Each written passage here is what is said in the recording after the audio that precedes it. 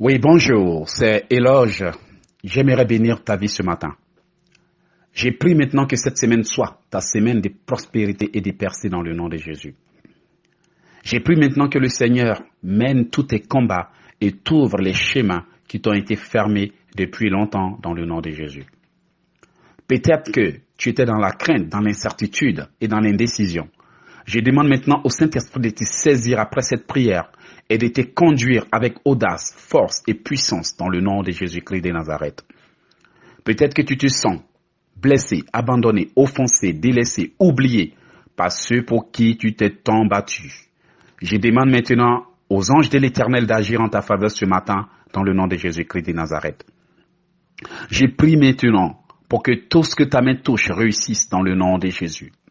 Je prie maintenant pour que ton horizon s'éclaircisse ce matin dans le nom de Jésus. S'il y avait une malédiction qui pesait sur toi, je brise cette malédiction dans le nom de Jésus-Christ de Nazareth. Si l'ennemi avait déclaré que tout ce que ta bouche va annoncer ne réussira jamais et que c'est la raison pour laquelle une fois que tu annonces des projets, les complications commencent, moi, Éloge, et qu'ici, en tant que serviteur de l'Éternel, je brise cette malédiction dans le nom de Jésus. Que toute malédiction qui fait que tous ceux pour qui tu te bats, tous ceux pour qui tu fais du bien, se retournent contre toi soient brisés dans le nom de Jésus. Je brise toute malédiction des malchances qui te freinaient depuis des années. Je brise toute malédiction de l'échec au seuil des miracles qui fait que tu vois des opportunités sans les saisir. Je brise tous les blocages dans ta vie ce matin. Je brise tout obstacle qui fait que tu luttes durement avant d'avancer dans le nom de Jésus. Je te déclare que si tu crois en ces prières que je suis en train de faire, cette semaine sera ta semaine de percée. Cette semaine sera ta semaine de gloire. Je te le dis, je ne suis pas en train de faire cela en vain. Écoute cette prière et reçois-la dans ton cœur. N'endurcis pas ton cœur. Ne crois pas que je suis juste en train de dire des paroles pour les dire. La Bible déclare que tout concourt au bien de ceux qui aiment Dieu.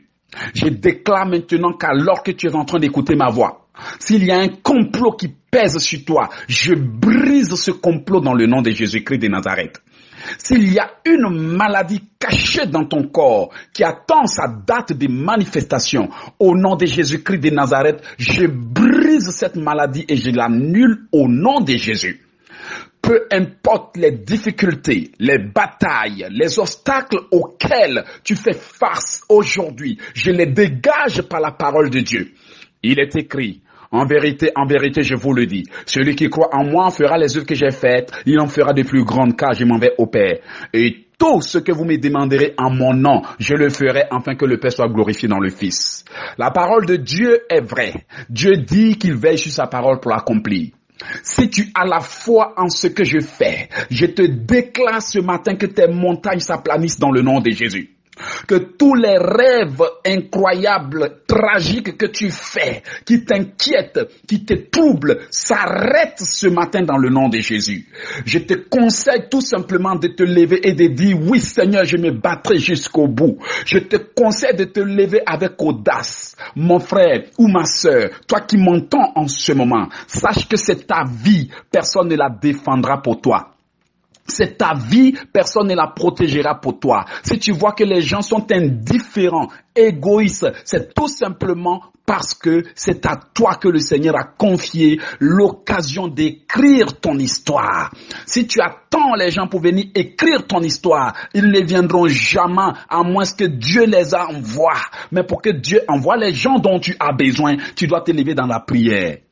Ne crois pas que tu es en train de faire face à des batailles parce qu'il y a une malédiction sur ta vie. Ne crois pas que c'est parce que il y a un problème dans ta vie que l'ennemi te combat. Laisse-moi t'annoncer la bonne nouvelle. L'ennemi te combat parce qu'il sait qu'il y a encore quelque chose de bon dans ta vie. L'ennemi te combat parce qu'il sait que malgré tout ce qu'il a fait, Dieu t'aime encore. L'ennemi te combat parce qu'il sait que tôt ou tard, tu accompliras ta destinée. Peu importe ce que les gens ont dit, peu importe ce que les gens ont fait, c'est ta décision qui comptera. Alors ce matin, je te demande, vas-tu t'asseoir pour te plaindre? Vas-tu t'asseoir pour te lamenter? Vas-tu t'asseoir pour faire des plans infiniment sans agir? Laisse-moi te donner ce conseil que j'ai tiré d'un sage. Attendre, c'est la meilleure façon d'échouer. Comme je le dis toujours, il n'y a rien qui détruise nos chances plus qu'une mauvaise décision au bon moment. Le meilleur moment, c'est à nous de le créer par nos choix. Bats-toi pour ta vie ce matin et montre-leur que ce n'est pas encore fini, tant que Dieu n'a pas dit que c'est fini. J'ai béni ta vie, j'ai béni ton âme, j'ai béni ton esprit, j'ai béni tout ce que tu touches. Crois-le. Et je déclare cette semaine, une semaine de délivrance pour toi. Cette semaine est une semaine de prospérité. Cette semaine est une semaine de déblocage. Cette semaine est une semaine de faveur. Si tu crois en ce que je dis après moi, je reçois, je reçois, je reçois. Au nom de Jésus, je te conseille de partager avec tes frères, tes sœurs, qui ont aussi peut-être besoin de soutien. Et fais-le, Dieu te bénira dans le nom de Jésus. C'était Éloge Ekissi. Rien que pour vous soutenir. Que Dieu vous bénisse pour la gloire de Jésus-Christ de Nazareth. Amen.